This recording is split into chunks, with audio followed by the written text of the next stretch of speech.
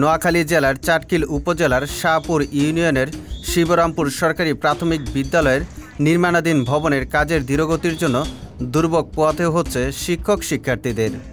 প্রধান শিক্ষক আফজাল হোসেন জানায়, চাটখিল উপজেলার মধ্যে একমাত্র শিবরামপুর সরকারি প্রাথমিক বিদ্যালয় যেখানে অষ্টম শ্রেণী পর্যন্ত চলমান রয়েছে। দীর্ঘ বছর পর যখন বিদ্যালয়ের নতুন ভবনের কাজের বরাদ্দ সরকারিভাবে আসে, 2024 সালের মে মাস থেকে কাজ চলমান হয়।